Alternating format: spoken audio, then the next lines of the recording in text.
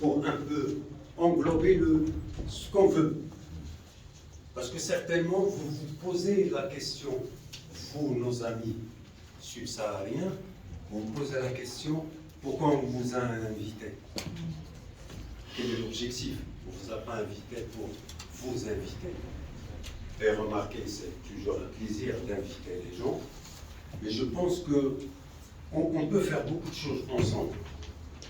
On peut les faire doucement, mais sûrement, et suivant un calendrier sur lequel on va se mettre d'accord ensemble et avec d'autres intervenants.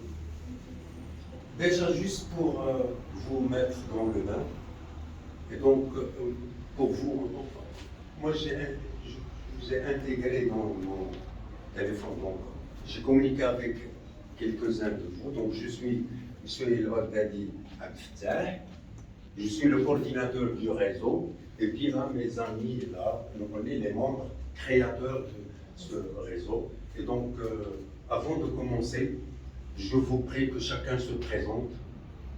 Comme ça, on commence dès le départ. Après, je prendrai la parole pour plus ou moins cadrer. Je cadre pour qu'on est là.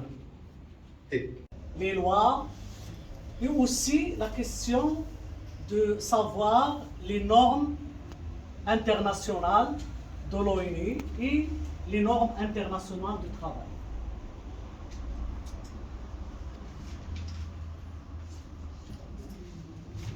On va faire une petite introduction. Déjà notre camarade Baghdadi, ça va, qu'est-ce que déjà notre camarade Baghdadi vient d'arrêter sur l'agenda international, un peu sur les problèmes géopolitiques, parce que la question de migration n'est plus une question des pays ou question des gens qui voyagent, mais c'est une question aujourd'hui géopolitique.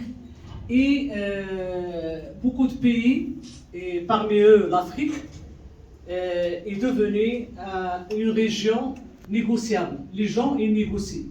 حنا ولينا منطقة متفاوض عليها شكون اللي غيدي كثر، شكون اللي غادي يربح، شكون اللي غيدي الخيرات ديالنا. C'est ça la question.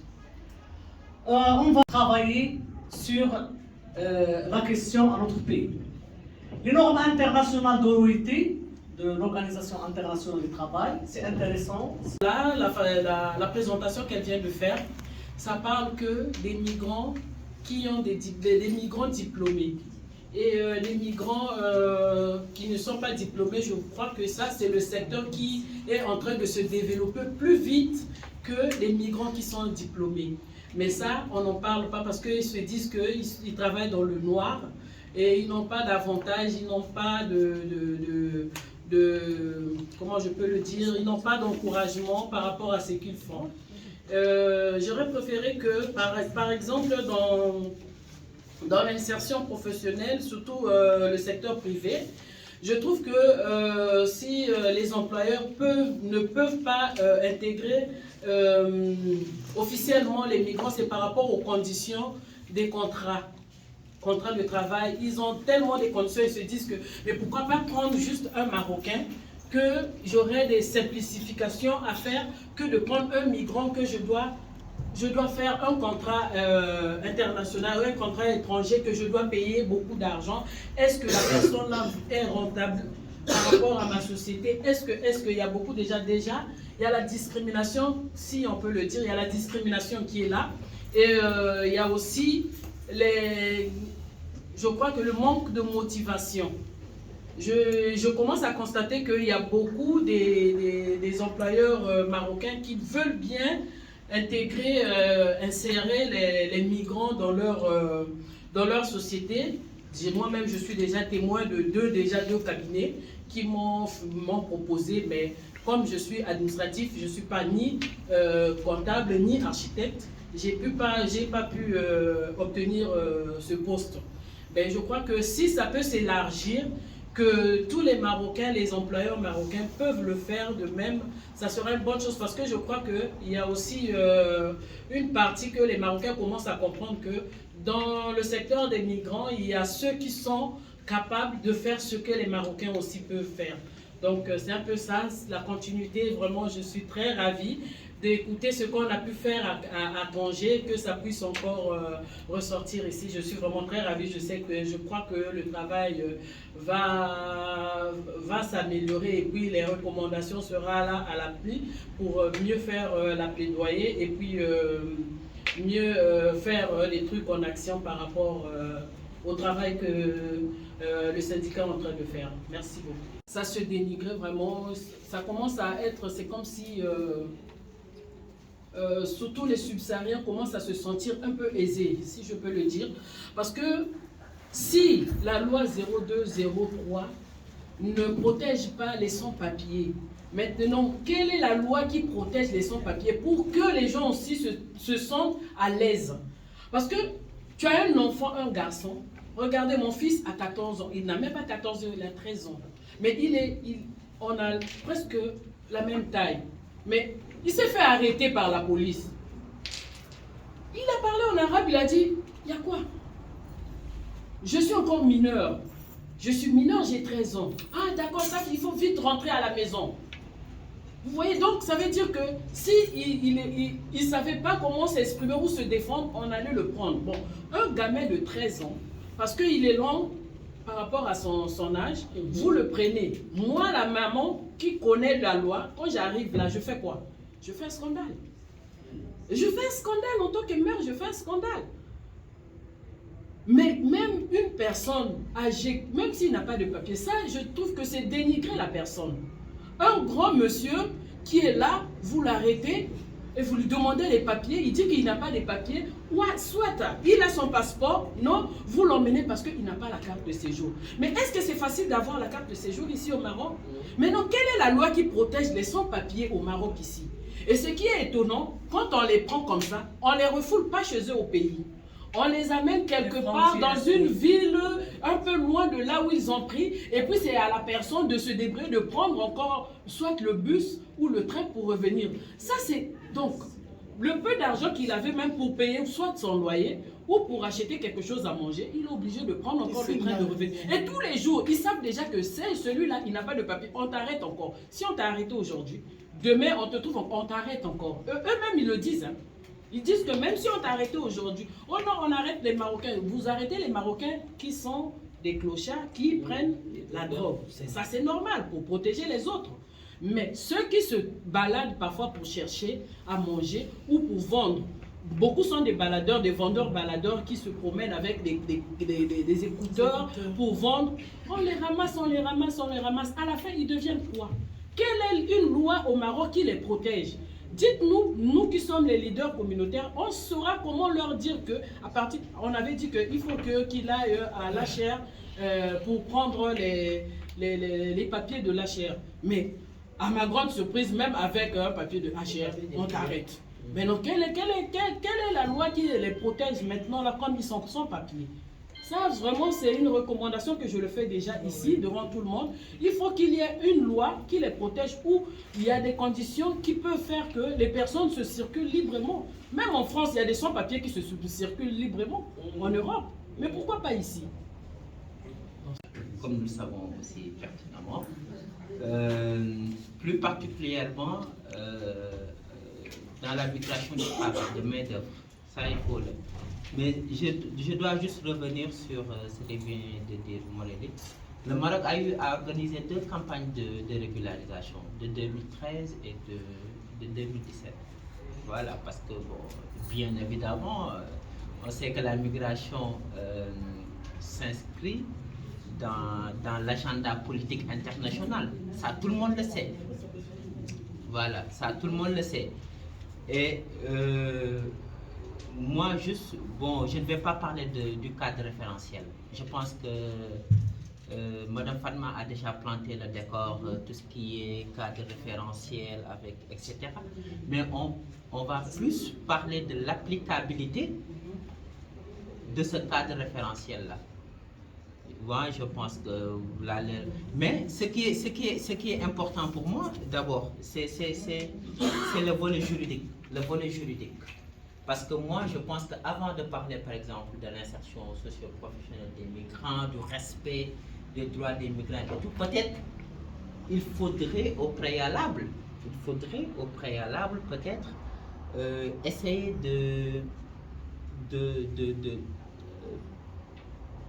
d'aider les migrants à se régulariser. Et malheureusement, le Maroc, c'est comme si, désolé, il souffle le chaud et le froid. Voilà, parce que les deux campagnes, de 2013 et de 2017, c'était facile. Pour l'octroi du titre de séjour, c'était facile. Mais le renouvellement, parmi nous, oui, c'est là le problème.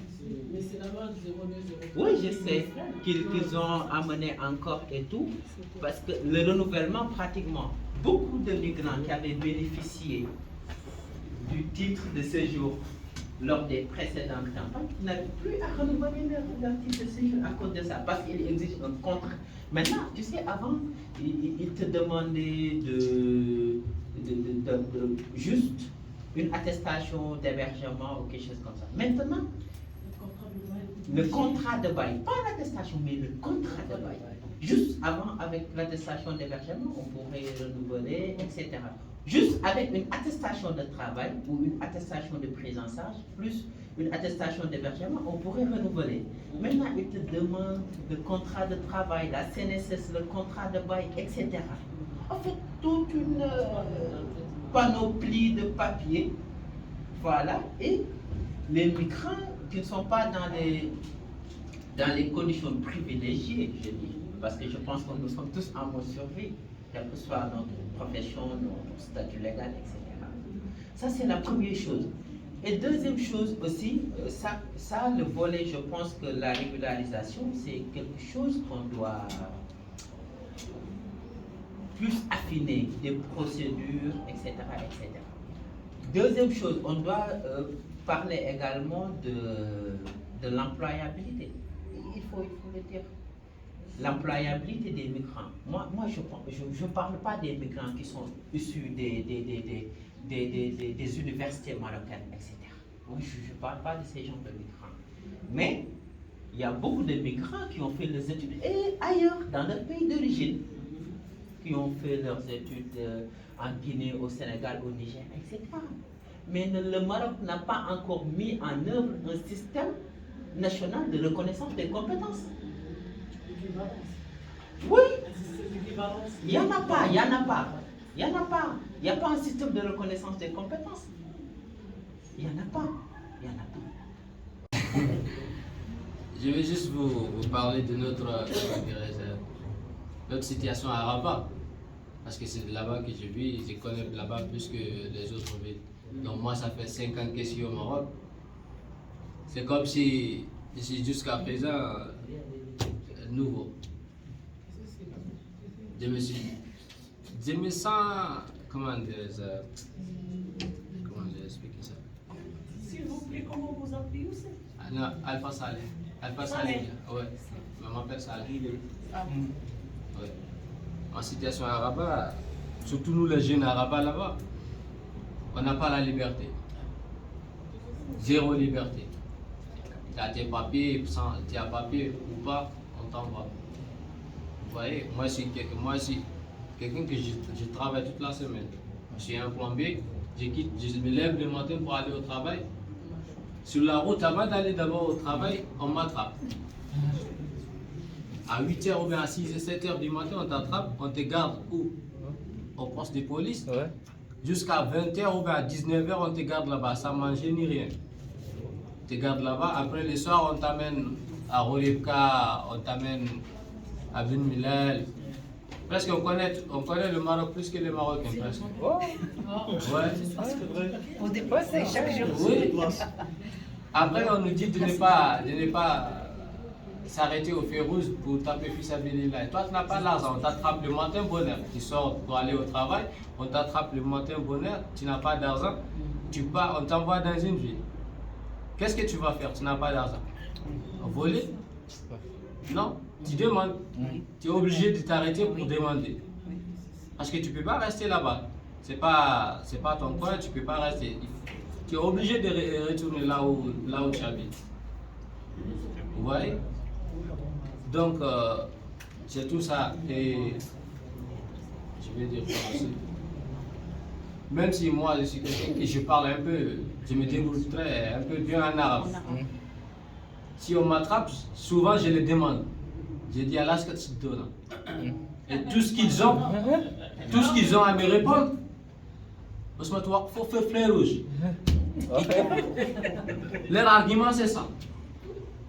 Parce que vous vous arrêtez au feu rouge.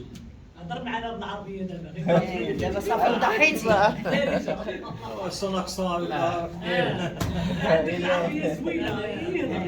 Ah, je suis, quand dépend, je suis.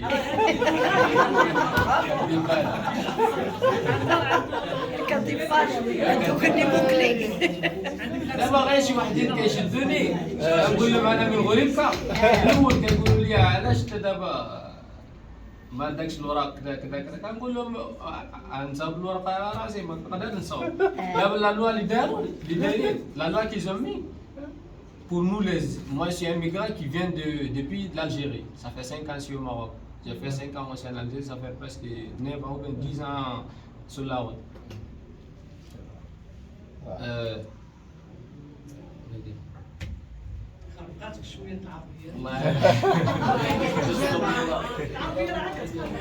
Vous parlez de la procédure. Format.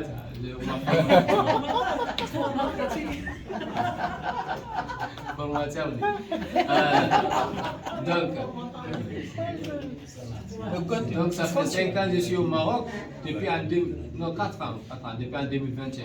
Le février 2021, je suis rentré au Maroc. Mais je ne me sens toujours pas à l'aise. Quand je circule, j'ai toujours peur. Donc moi je me demande comment notre situation peut s'améliorer. Comme Madame Nadia, j'avais parlé avec elle, qui m'a mis en contact avec M. Bekliadi.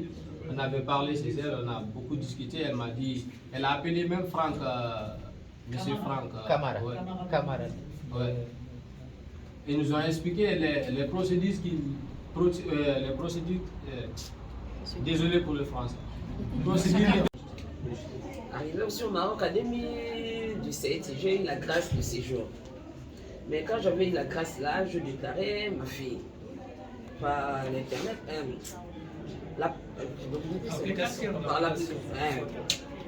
à la police là-bas. J'ai eu ma carte, mais ma fille n'avait pas la carte.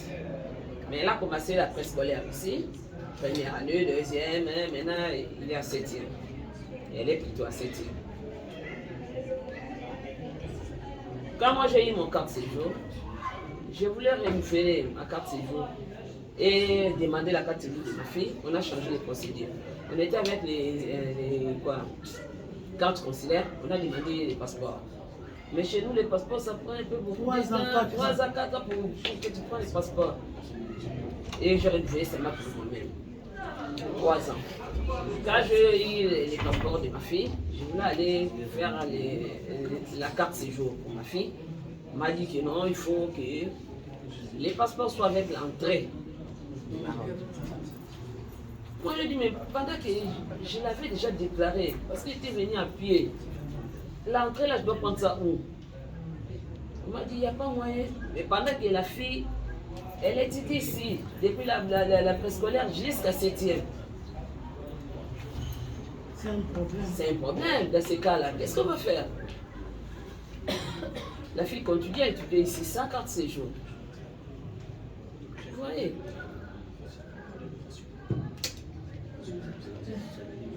Parce que moi, franchement, j'ai pas eu déjà de couvrir. Moi, j'ai eu la bourse, je suis venue pour les études. J'ai terminé mes études, donc c'est juste maintenant le travail qui complique. Médecine, il n'y a pas de souci. Donc, côté, pour dire mon expérience en étant étudiante, donc j'ai aussi quelques des mauvaises expériences. Par exemple, quand vous parlez de... non, là, c'est bon. Oui, maintenant je suis sur Casa, mais j'ai étudié à Tétouan. Donc moi-même j'ai eu des problèmes pour la carte de séjour. Par exemple, lorsqu'on n'a pas l'inscription, par exemple, l'année est terminée, Oui. vous passez à la deuxième année, on n'a pas encore l'inscription et ta carte de séjour a expiré. Oui. Pour renouveler, tu attends, genre, pendant ce temps, on nous empêchait même le ticket pour voyager et entre-temps, chez toi. Tu ne peux pas prendre le bus normal parce que tu n'as pas la carte de séjour. Ni même le récépissé ne marchait.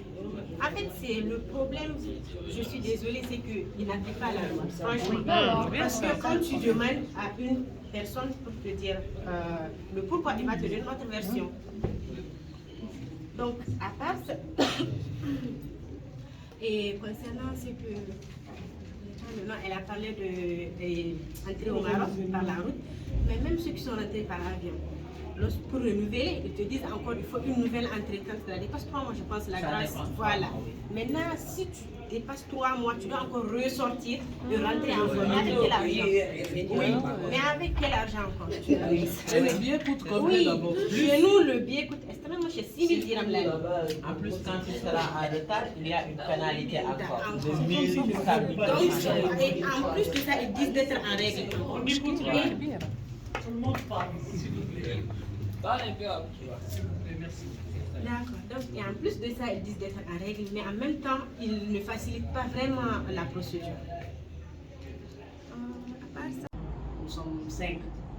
On travaille, même si tu travailles, tu n'auras pas beaucoup d'argent. Parce que la journée, tu auras 50 dirhams ou 40 dirhams. Et tu vas manger. Comment on peut faire? Parce que tu n'auras pas un travail de contrat. Si tu le cherches, on va te demander carte de séjour. Et carte de séjour, ça c'est des papiers et nous, on n'aura pas ça.